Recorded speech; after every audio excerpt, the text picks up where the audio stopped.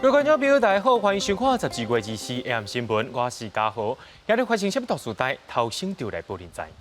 新闻一开始，咱先来关心国内疫情消息。国内伫今仔日增加20个带病入境，另外进前的境外病例，搁再检出11个是感染到奥密克戎变种病毒的病例。目前国内已经有27个了，全部拢是突破性感染。因若讲到中检院 P3实验室感染事件，这调查结果证实出来了。外部专家认定讲有4大过失，指挥中心会依照传染病防治法，甲中检院罚15万。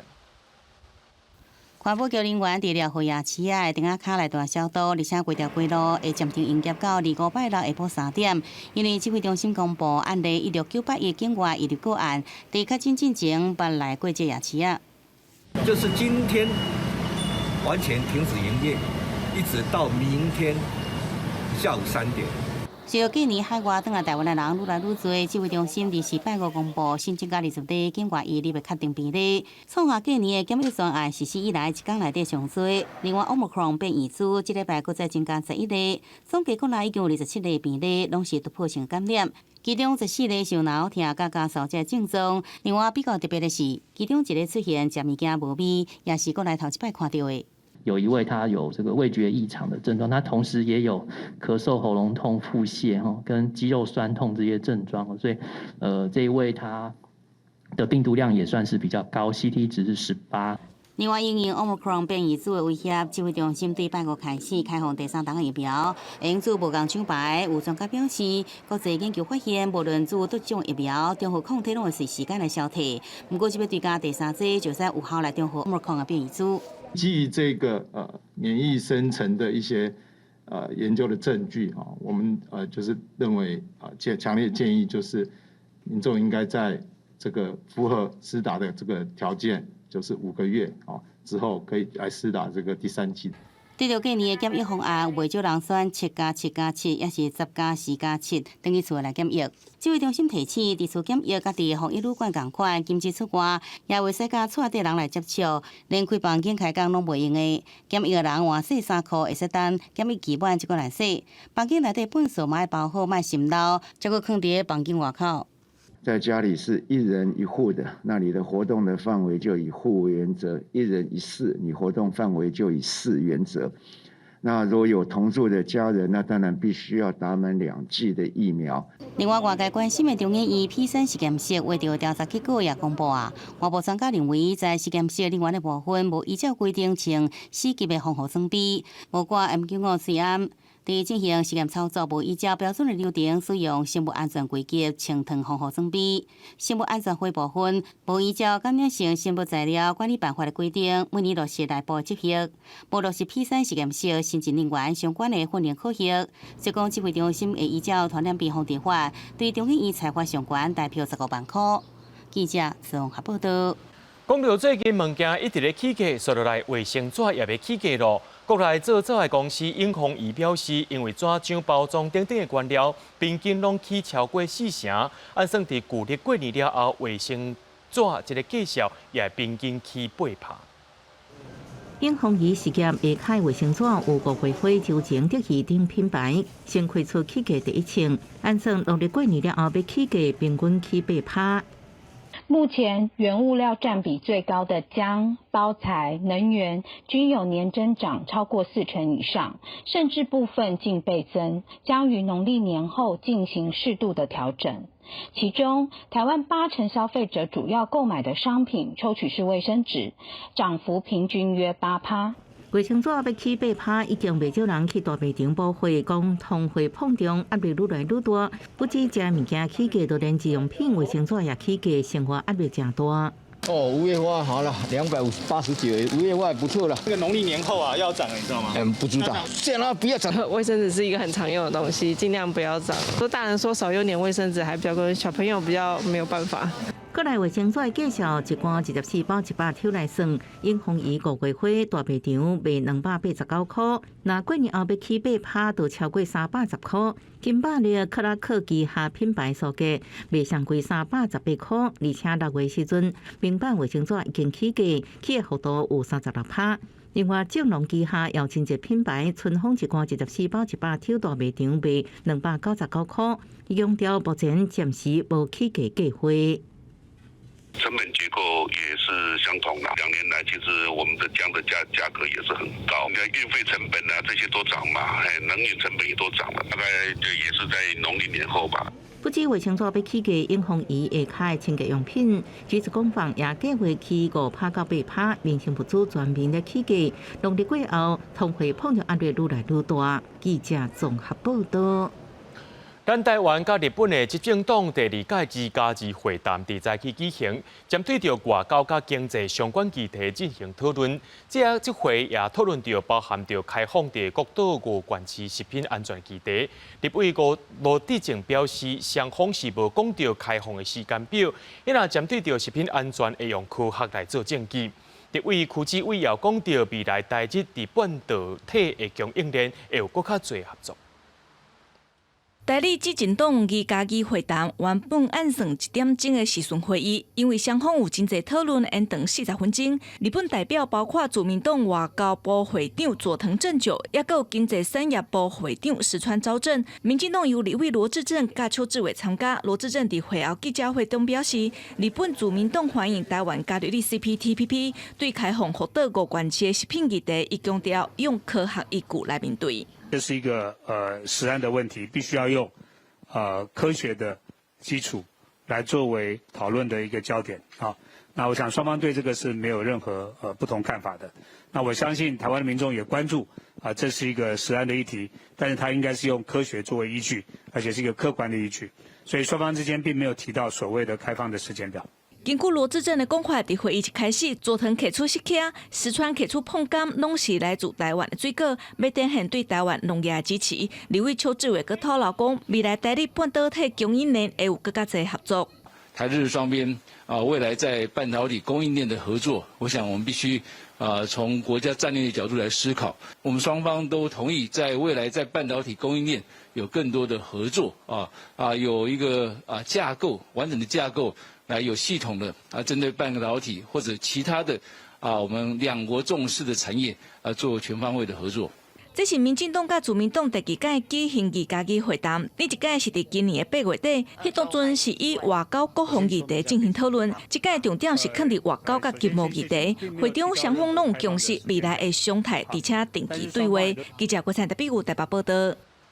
昨暗时有民众伫台南西港翕到半空中有一个物件伫咧飞，而且佫喷白烟出来。军事专家拢认为讲，这可能是中国的中正7号运载火箭，主要是发射卫星。这也代表中国可能想要透过卫星来增加地面侦察的能力。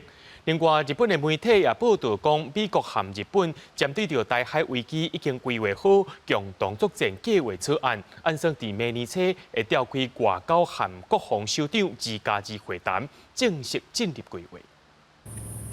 一个拖白烟的飞行物体伫夜空当中正引爆，二惨暗时有民众伫台南西港后营天顶看到这个不明飞行物，因为天顶有昏尘，无法度知影伊的形体。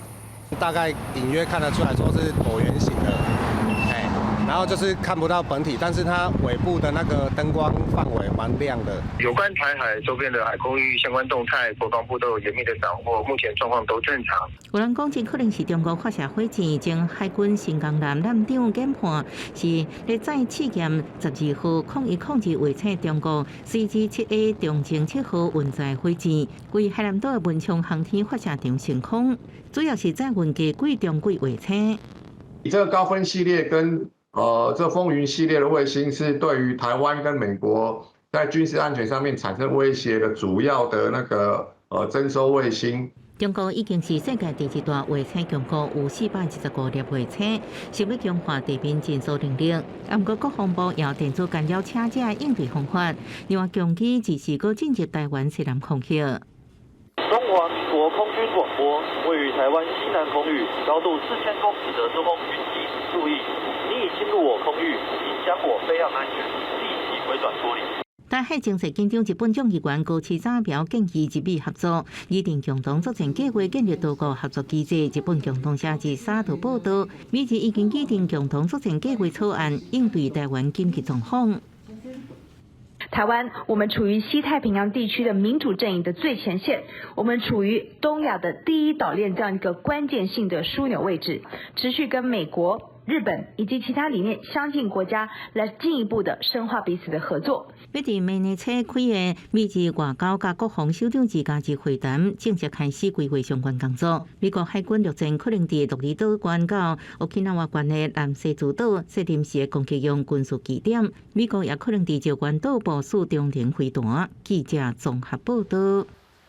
民进党为着要推动新竹县市合并升格进行地质法修法，今仔日把草案列入去议会报告事项的第一案。不过，民进党团说是临时提案，要进行二读。国民党团为着要阻止现场是发生冲突，下晡经过调阅表决，落尾才甲修正草案送交委员会审查。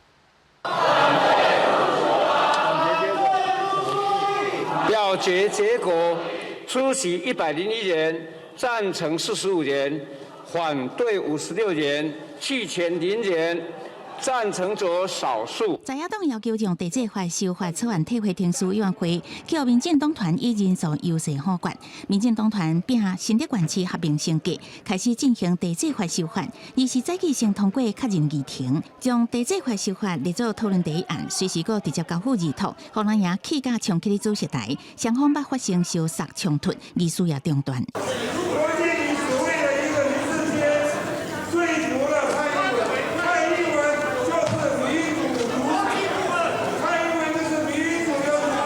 调解立委下晡表决了后，将草案交付内政司法甲法制委员会审查。原本有无共意见，总统出来统合各派系了后，已经全力支持。不过也主张最好配套修法，包括2年来完成行政区违法，也甲财政收支违分法的修法甲立法。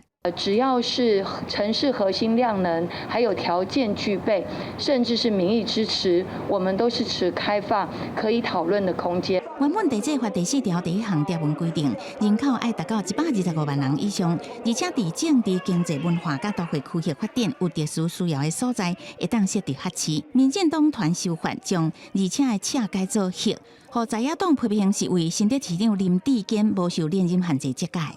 这样的话，我就建议民进党建议柯总召直接修改地质法56条，把县市首长的竞选连任的限制把它拿掉。听听看，在一些民间的声音、专家学者的声音，真的不需要急着在这个时候为一个人的官位、为一个人的政治去修法。也是民进党团进前提出明年度中政府总预算案直接交付议读，引起在野党的不满。议会已经通过民进党复议案，退回各委员会审查，要拼春节前伫临时会完成3读。记者综合报道。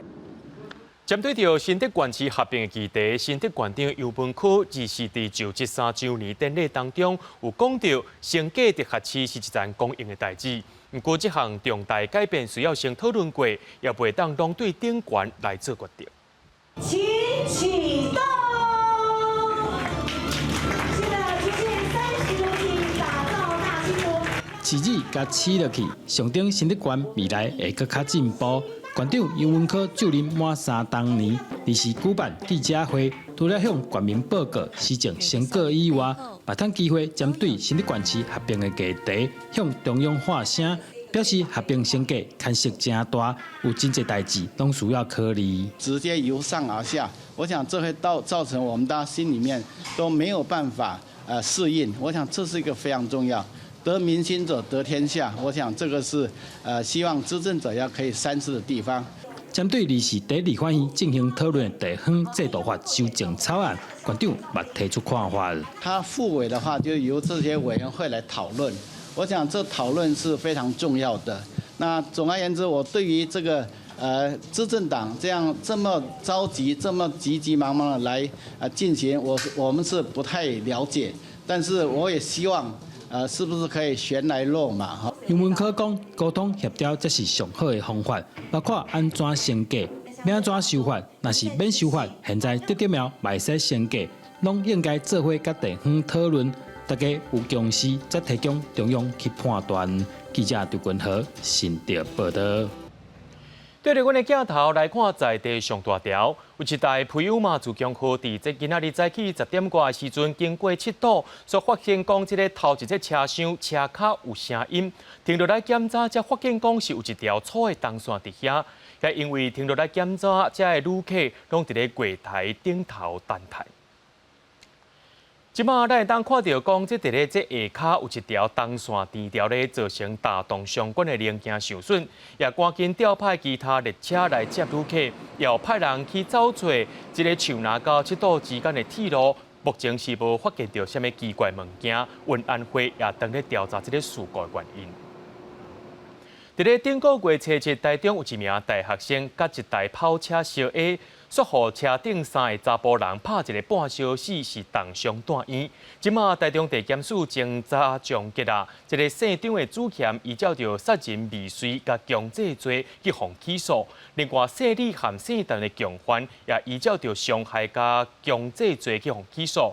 这受伤的大学生妈妈表示，这款人就爱判予伊当，也强调讲，伊的囡仔虽然已经出院啊，不过也是伫咧厝内面休困，课业的部分也先暂停。顶个月初7，四送查某大学生开车经过台湾大道荷兰路口，为快车道切慢车道，甲一台跑车相挨。车顶3个查甫囡仔用机关讲，这个男大学生其中姓张的主嫌，佮加掠条的杠头，致使着重伤。边仔姓李甲姓陈的共犯，检方当即终结起诉。另外2位李姓、陈姓被告原本跟张姓被告是基于伤害强制的犯意为伤害强制等犯行，是后来因为张姓被告自己一个人独自基于杀人未遂的犯意，以脚猛踹被害人的头部。检方依照杀人未遂罪甲强制罪起诉姓张的主嫌，姓李甲姓陈2个共犯依照伤害甲强制罪起诉。但是姓张的主嫌也反控告姓宋的大学生牵涉到伤害，检方以无起诉处分。重伤的查甫大学生妈妈真不满，姓张的主嫌想要讲是相拍。根据行车记录器判断，3人拢有出手拍男大学生，应该是牵涉到杀人未遂。其实他们2个也都有动手了。只是可能不是打，而是推。其中一位，他是用手很用力的把我儿子的头整个推往地上摔，所以说，当然我会觉得说这样子判可能是有点轻啊。大学生的妈妈烦恼，领做轻判对类似的行为无法度有吓惊的作用。虽然这个姓宋的大学生出院休养，不过身心拢受到真大影响，就连出门嘛唔敢。目前还搁伫咧休学，是不是会当等去好好上课，都要看后续恢复的情形。若是警方第一时间无依照现行犯移送，是不是有牵涉到失职？检方表示已经另案侦办。台中地法院也调开羁押庭，认为姓张的主嫌所犯的5年以上的重罪，裁定羁押禁见。另外2个共定的裁定羁押。记者综合报道。不着过国家文艺奖的原住民艺术家沙古柳，进前去互逼出讲甲人吵打的风波。台北市议员黄玉芬和一个受害者律师召开记者会，讲沙古柳和伊的亲戚朋友摕台北美术馆的名字，甲受害者要求伊着爱和解。这件代志过后，沙古柳工作室伫面册顶头发出沙古柳徛名的声明，强调讲伊无甲人安怎。台北美术馆也配合讲，目前已经进入司法调查，也会配合侦办。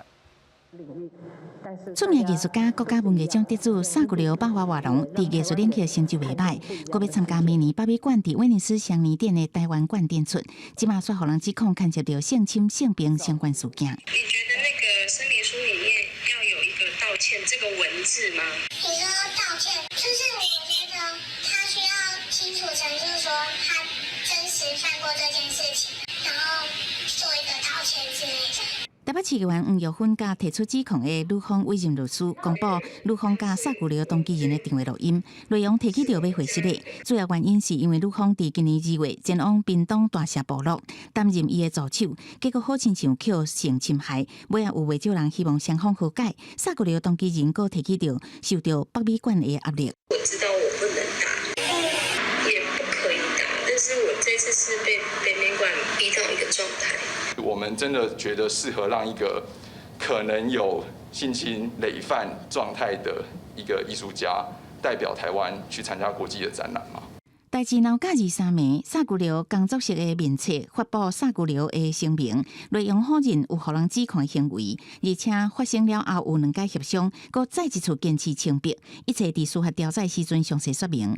邀请艺术家参加威尼斯双年展这件事情，是花了高达3000多万元预算。如果我们让一个涉嫌性侵疑虑还在司法调查阶段当中的艺术家参与威尼斯双年展，这个涉嫌性侵疑虑的艺术家放在国际舞台上，他是我们选出来的艺术家，代表台湾参加明年的威尼斯双年展。我们有义务去知道一下事情的状况。得到的讯息就是说，他们双方已经达成了这个协调的和解，可能是艺术家的助理跟那位女生之间的对话，可是我们完全不知道这个过程，我们郑重否认。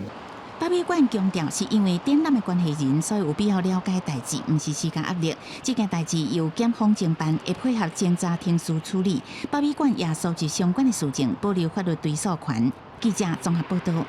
美国总统拜登签署防止强迫维吾尔人劳动法，有条件限制新疆产品进口，和美中关系是变更较紧张。中国是随调起来，批评美国照着新疆议题来惹是生非，干涉中国内政。我伫圣诞节进前，美国总统拜登发布声明，表示已经签署防止强迫维吾尔人的劳动法。未来新疆的产品必须得到美国认证，产品无开设强迫劳动，若不会全面来禁止进口。另外，这项法案在美国参众议院一直通过，送到白宫只有3天的时间就得到拜登来签署，也搁再加大美中紧张的关系。美方行径完全违背市场规则和商业道德，纯属搬起石头砸自己的脚。我们奉劝美方立即纠正错误，停止利用涉疆问题散布谣言，干涉中国内政，遏制中国发展。中方将视形势发展作出进一步反应。新疆主要出口产品包含棉花、太阳能板原料、多晶矽，也有柑仔蜜，拢被制定为法案优先执行的项目。根据美国海关甲边境保护局表示，去年对中国所进口的棉花大约是90亿美金。另外，伫拜登签署法案之前，美国半导体大厂英特尔要求供应商卖采买新疆的产品，引发中国网友的不满甲批评。英特尔被逼来下失礼。白宫是强调，美国公司无需要为捍卫人权而下失礼。I can say as a general matter that we believe the private sector and the international community should oppose the PRC's weaponizing of its markets to stifle support for human rights. We also think that American companies should never feel the need to apologize for standing up for fundamental human rights or opposing repression. 另外，根据中国媒体报道，美国零售商沃尔玛旗下的山姆会馆商店的 App 已经把新疆的产品全部收来。伫找新疆能力的时阵，相关的产品拢找无咯。记者综合报道。伫咧2003年发出非核家园的比利时联合政府，经过几个月抗争协商，第三做出决定，要伫咧2025年之前，甲国内7座核反冷炉甲收起来，改用天然气发电。核电议题一直是欧盟成员国面临的问题。比利时要伫2003年修法决定，要一步一步换掉核电厂。为了解决核电的问题，联合政府总算同意原则上要伫2025年进前关掉国内2座核电厂，也就是7个核能反应炉。Le démantèlement de nos centrales actuelles et aussi la gestion des combustibles, c'est un des chantiers le plus long, le plus cher et aussi le plus délicat, pour lequel il faut assurer que c'est le pollueur qui paye. 过去真侪年，立党认为应该尊重废核法律采取行动，不过自由党坚持要互核反应炉延后退役，最后决定伫今年底前定方案，为明年10月开始，会启动废除核电厂的任务，到2025年前完成停用核电，争取2045年前完成停除核电厂，加处理核燃料工作，一定会开140亿欧元，将近4400亿台票。不过比利时会投资1亿欧元，差不多32亿台票研究未来核能科技，放伫更较细的模组反应炉。另外，也必须决定安怎填补核能除役了后的能源欠缺。天然气发电可能是选项之一，但是最后结果如何，会伫2022年3月底前做成决议。Confirmer, mais confirmer sur 2 conditions. Premièrement, la sécurité d'approvisionnement. Je pense que j'ai bien expliqué la manière dont on l'organise, et la ministre ira plus en détail. Et deuxième élément, la maîtrise des prix. 比利时要废除核能，芬兰要启用核电，这个月2日启用欧基洛托核电厂3号机组，那是芬兰40年来头一遍运转新的核电机组，也是全国第5座核能反应炉，由法国主导的集团兴建的，投入差不多1005亿台票。原本是2009年要完成，延误12年才完工。这座核电厂发电量达到165万瓦，将是欧洲发电量上强的核电厂。一定正式发电都要听候明年1月，到时阵供电量会占芬兰全国14%。公司新闻单思董编译。美国的明尼苏达州有一名查某警察，今年4月出勤的时阵，用真正的枪来代替电击枪，弹死一名20岁非洲血统的少年人。法院第23做出判决，认定被告犯着1级甲2级的过失杀人罪。法院判决结果出来了，50岁的青年的前女警被判有罪。法庭外口，受害者家属甲所有支持者为斗阵，大家拢真欢喜，因为等真久啊，判决的结果将幸福家属一个公道咯。All right, everybody, we've been fighting for a long time. It's been a long 9 months. Yes. We can't speak too much about everything, but we're happy with the verdict. We're happy with the guilty.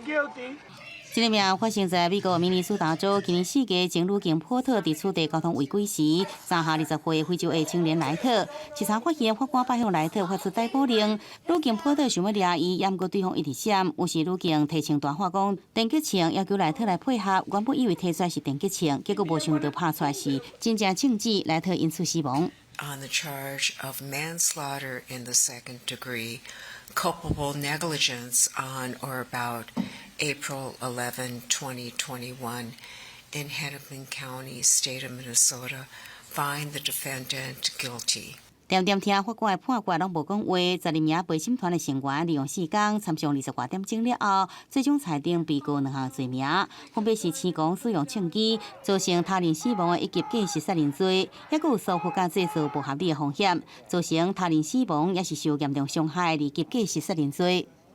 I remember yelling, "Taser, taser, taser," and nothing happened.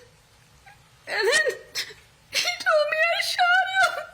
顶礼拜，前女警波特出庭为家己来辩解，伫法庭上哪讲哪靠。根据 CNN 报道指出，由波特无犯罪历史，考虑被告的表现，明尼苏达州的量刑建议判处6年到8年半徒刑。即阵波特已经互压起来，等待明年2月判决。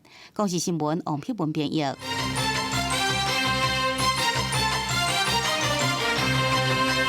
台经院公布上新的景气动向调查，11月制造业、服务业、营建业、营业气候测验点拢爬起来，今年经济成长率预估会超过6%，明年应该要4%。不过明年的消费者物价指数恐惊继续超过2%，按算到明年第3季，这通货膨胀的压力才会较稳定。另外，台股伫今仔日要冲到18000点，倒尾收伫17961点。台经院公布11月份营业气候测验点，国内3大指标产业、制造业、服务业、营建业拢有起悬。对未来半年景气讲乐观还是平平啊？整个经济开始不断的在复苏，因为台湾的疫情控制得非常的好。今年的年底，我们台湾迎来了3个产业丰收的一年。台经院预估今年经济成长率是6.1%，2022年也看上4.1%，是国内所有经济研究机构中上乐观的。不过今年下半年物价压力持续变大，11月份消费者物价指数 CPI 来到2.84%，创下9年来新高。国会会注意经营性进前预测通货膨胀压力可能要到后年才会完复。台中医创办人刘太英甚至认为可能出现恶性通膨，不过台经院院长张建义认为，目前是属有需求性通膨，预估第3季度会完复。国际原物料价格还是持续在高档，那国内的输入性通膨就会受到影响，而且经过叫调薪的规模人数事实上是相当多，所以这个会增加很大的购买力。我们的那个5倍券还到明年4月，明年可能搞不好，我们的 Q1 就有机会又看到2。另台股无受影响，伫中小型股带动下，盘中捌冲破18000大关，上关来到18039点，创下历史的新关节。不过量能无够，中昼盘有小可较点，中场收伫17961.64点，起14.98点，成交量仅2425亿。因为美股目前还是一个多头格局，外资在这段时间可能还会持续加码，所以对于台股基本上相对是有利。戴经理认为，台股基本面真强，虽然受到国际股市影响，趋势是真悬。不过，证券分析师表示，台股已经起真济啊，再加上最近美国通膨压力大，联准会要搁升关利息，一旦 QE 退场，资金缩起来，大盘恐惊爱受价。记者综合报道。咱台湾用过一年有14000栋的往来汽车销对中国去，不过今年9月中国宣布暂停进口台湾的往来汽车，为了要帮助农民，北农即马推出线顶买卖服务，便来到现场就当落订单，希望会当增加汽车的销路。一粒一粒8斤的往来汽车，唔那大粒果巴嘛真1000。11月到明年3月，往来汽车大出。今年9月，中国宣布暂停进口台湾的汽车，为着补欠口，中央地方提出各种方法，亲像北农就推出预约交易，刷停作业变到拍卖现场。所以我们5000公吨的外销绝对没问题。6大加工业者，每一家承诺500公吨到600公吨，总数超过3000公吨的加工。更重要的就是要来做5000公吨以上的国内的行销，直接产地 A 到 C 是我们的交易手续费，就是买卖各1.5，会退给他1%。如果量少的那没关系，那就 A、B、C。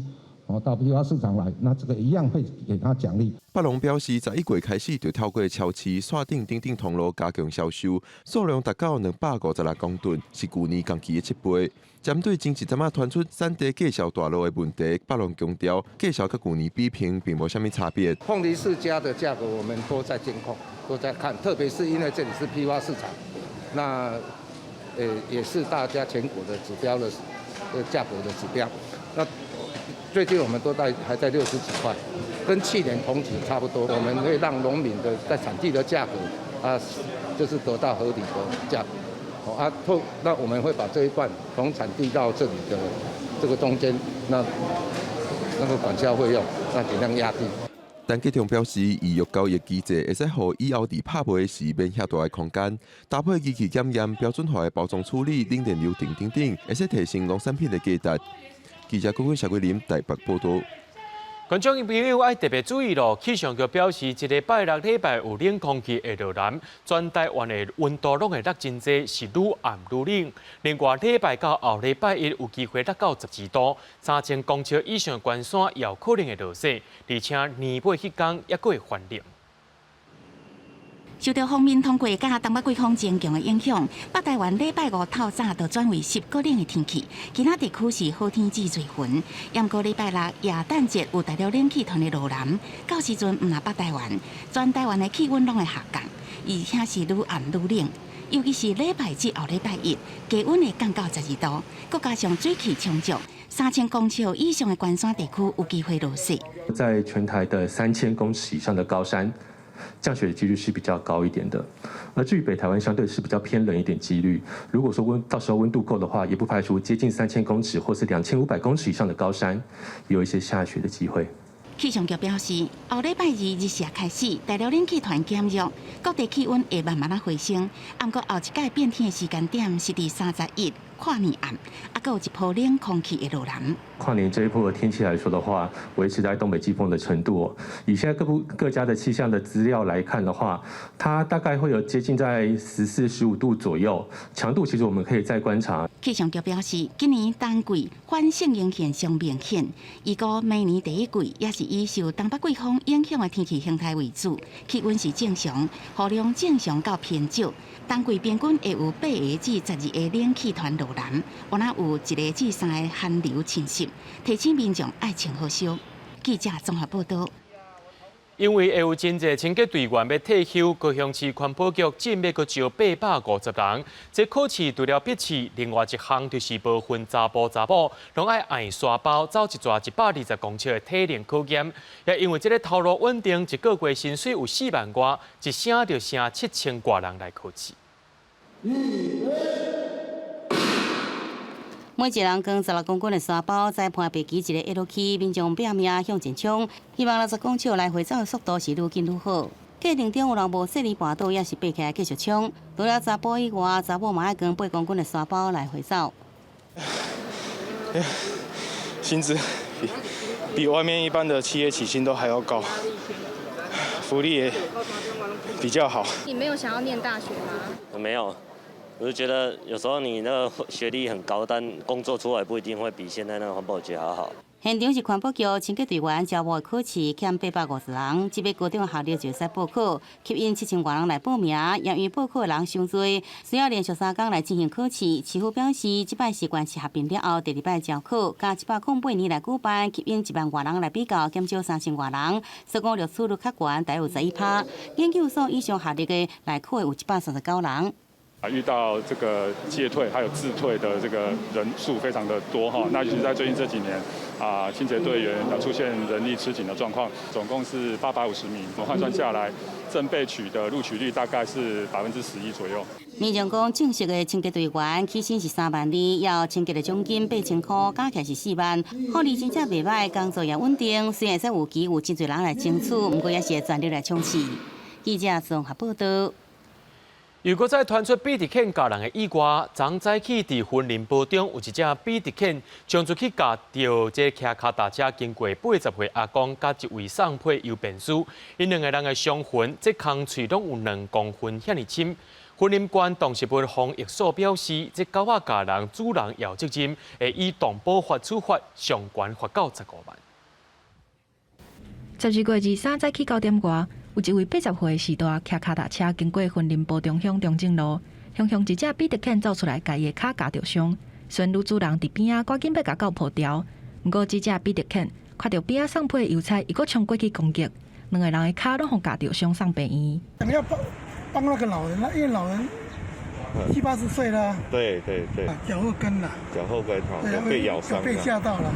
2位民众，然后分别咬伤1位老先生跟1位邮差，那2位都是在脚踝的地方被咬伤，同时被送到这个弱势医院来诊治，目前没有什么大碍。主人无愿意出面说明代志发生的原因。云林县动植物防疫所表示，经过调查，这只比特犬已经饲1年多，也有登记，平常时拢会绑条着，唔知影为虾米会互走去。那防疫所收集相关的证据了后，依照违反动物保护法第20条，会当处3万块到15万块的罚款。都应该有成年人来伴同那也同时也应该做好这个防护措施但是这两样这个必要的这个条件通通没有达到。那恐怕续主的方面来讲的话有违反到这个动保法的这样的一个嫌疑。防疫所表示，比特犬对明年3月初开始是禁止饲也是输入的动物，就要伫2023年2月28之前完成申报备查。那目前云林县内已经完成登记的比特犬有123只，主人总共是97人。记者综合报道。国内种海洲植是有毒的，而且会影响到生态，危害到咱人甲动物的安全。今年11月，有民众伫南投草屯发现到海洲植的形状，林务局也随公告，要饲海洲植的人拢爱甲政府登记，而且袂当互海洲植生炭。上界重要的是袂当放生。然后体型也差很多，它再大也不会到这么大。这就是世界8大级深种海象植，比顶悬台湾本土乌青种植体型是大正多。东华大学教授因为疫情顶个月甲7天，甲特生中心人员到南投草屯现勘，在无共款菜园内底发现海象植数量、体型拢真惊人。大约20、21，连脚的话超过30。经过5个月努力，移除416只。由业主指出，当地民众捌伫2019年看到南山1、2只，今年数量算是大爆发，若无赶紧刷走，都惊真歹收煞。只要它族群建立之后，就会变成优势种这样子，然后在没有天敌控制的情况之下，其实是会很可怕的一件事情。海象植用活10年以上，适性繁殖力拢真强，不止猫、狗仔、蛇，食拢可能中毒。伊食四脚蛇、水蛤仔，连喷拢食。林务局拍算公告，要求饲爱登记，免凊彩繁殖，呼吁民众无想要登记，或者是无想要饲，千万唔通偏伫野外，交互主管机关。每年春天是另外一个考验的开始。繁殖季的时候，那可能海产组会比较容易出来去求偶，比较容易发现。那个时候，我们可能会再有一波比较强力的移除跟扫荡的工作。海象池1930年代有未少国家引入，用来防治甘蔗害虫，成效虽然好，暗过带来未少的问题。伫澳洲、日本、菲律宾这国家造成生态危害。台湾是伫2015年的时阵有人引入，演化后来互人放杀流入野外。林务局表示，目前只有伫草屯发现甲时间比赛，设法阻止因的拓开。记者综合报道。教育部体育署拜年体育运动精英奖伫今仔日举行颁奖典礼，会招拢是今年东京奥运的国手。终身成就奖是颁发予木球运动发明者，也就是已经过身的王明辉先生。另外特别奖是颁发予倒球教父曾志燕。对副总统赖清德的手，甲体育运动精英终身成就奖的奖杯接落来，木球之父洪明辉的牵手甲后生代替伫咧天顶的洪明辉领奖。今日要来领奖，我有甲讲，我讲我要来领奖，对，伊应当嘛真欢喜，对。期待相关部门能持续支持肯定木球，将国人自行研创的体育项目推向更好的发展境界。洪明辉伫咧今年2月份因为大肠癌过身，享受77岁。洪明辉伫咧1990年发明木球运动，1994年伊开始伫咧国际上推广。即马国际木球总会已经有54个会员国，30多年来的推展也互木球伫咧全台湾、全中运拢真多比赛的项目。也那特别奖是颁予倒球教父曾志燕，不过曾志燕因为人抑搁伫咧外国比赛，由倒地啊领奖。最佳女运动员奖颁予亚洲练的选手郭幸顺，伊也拄结束世锦赛，替台湾摕到金牌。也那最佳男运动员奖，柔道选手尤永伟摕到。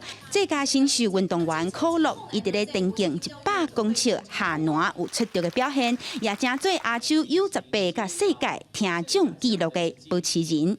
就算我们是身心障碍者，只要坚持下去，不忘自我自暴自弃，我们一定可以看到未来的路人。梦想不会只是梦，而是真的是能够达到的。最佳运动精神奖颁予俱乐部高人潘正宗，最佳运动团队奖颁予羽球男双的冠军组合李洋甲王麒麟。也那因的教练陈宏林也摕到今年最佳教练奖。记者民警郑海文台北报道。中华职棒富邦悍将季后调整教练团下晡公布正式完整的名单。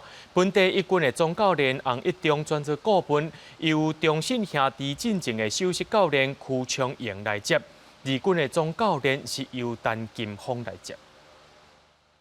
一军总教练邱昌龙教练出场。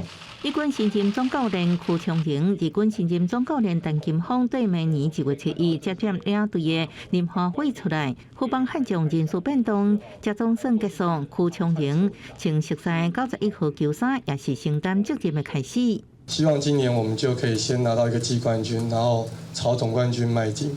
系新球季目标，邱昌盈为首的教练团做调整，首席教练黄泰良、保球教练刘家豪、外野教练兼球员詹志尧是新人员。邱昌盈讲，也无接触球员赛季好好沟通和观察。如果没有准备好的选手，即使是资深的选手，他还是要从那个金峰总教练这边开始。那最主要还是要让选手自己在这一段时间开始学会怎么样调整自己。他准备好自己来做一个真正的职业选手。尊重资深球员是不是上场？伊讲爱阁看实力。主管担任农场总教练的陈金峰表示，职业运动真残酷，甘愿对球员严格。我再怎么严格，也没有场上的残酷。你看，每一年释出的球员有多少？你每一年进来有多少？我觉得我在100分的严格不及场上就是60人名单一个公布的残酷吧。陈金峰讲，无想过要做总教练，按过时间机会到就接受挑战。面对愈来愈多的少年球员，因拢强调态度极较重要，也特别重视伦理甲尊重。记者综合报道。台湾甲日本合作的新创歌戏《阿波兰》伫咧25暗时，特别伫画府营户外舞场演出。这也是日本艺术家甲南台湾3大歌戏团合作，以台湾第一位阿波兰做主题，甲歌戏甲当代艺术结合。这摆户外演出的票，一捆仔就互民众讨了了。阿波兰是台湾原生的兰花，这个故事就是对阿波兰开始。这是台湾日本两边的艺术家下领域的合作，创作出这出全新的歌戏。要安怎甲台湾传统的歌戏甲当代艺术结合，对创作歌戏剧本歌词的老师来讲，是上困难的代志。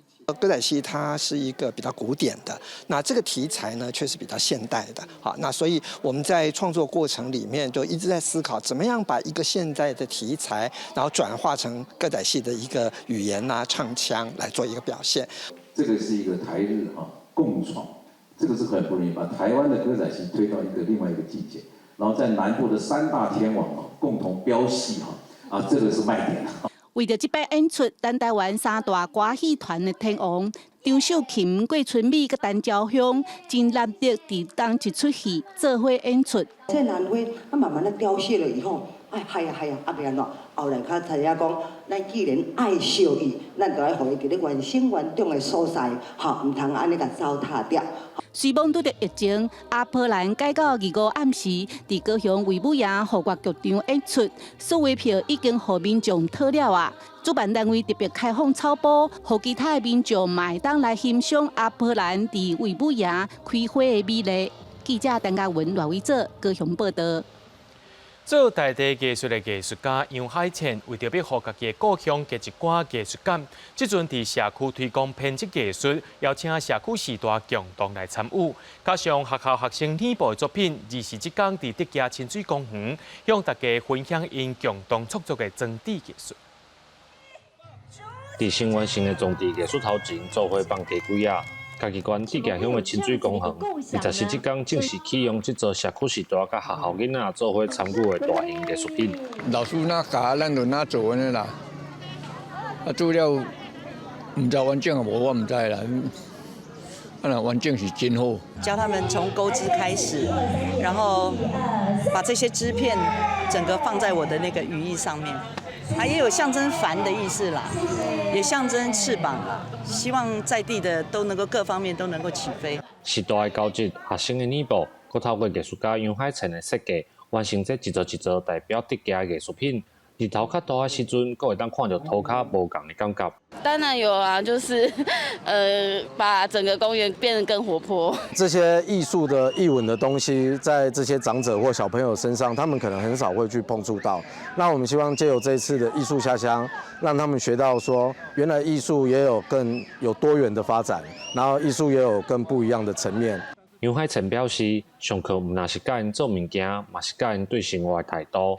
希望这个艺术作品会当互一寡社区看到，大家做伙保存在地工艺甲美学，嘛替一寡社区搁找到彰显活力的机会。记者林慧婷家己报道。伫咧台南市区的国华街有一个大菜市，是日本时代留落来的市场。经过3年的整理，最近总算完成啊！文主处也邀请在地作家发表《台南西市场》这本册，记录大菜市的历史甲故事。台湾第一座现代化的市场，就是日本时代所起的台南西市场。老台南人改号做大菜市。西市场伫迄当时有全台湾上水的市场建筑，有马萨式厝顶，阁有天窗。商业兴盛的程度是其他所在无法度比的。即阵文主处也特别找在地作家发表《台南西市场》这本专册。从早年这个鸡鸭鱼肉生鲜蔬菜的一个贩售，到后来变成一个民众记忆中必有的一个点。那我想说，它记载了，也承载了台南这100多年来可以说这个发展的一个过程。那也记录了这个许多代的台南人心中的共同回忆。西市场到达已经有100多年的历史啊！这本册除了记录市场建筑和周边空间的变化，也包含当地民众的生活故事和珍贵相片。这边就是西市场，然后其实它后面全部都是渔温。好，那在西市场就是开始建立了之后，它慢慢的发展起来，然后呢，它就是在不同的年代，它就是有不同的建筑的形态。西市场唔那是当地重要古迹，也是在地民众的共同记忆。今年4月，西市场的修复工程嘛完工啊。市府希望透过这本册，会当让民众入捌西市场。每年开放大头进驻的时阵，社主侪游客来观光。记者综合报道。明仔载天气是好也是歹，做伙来看预报您就知。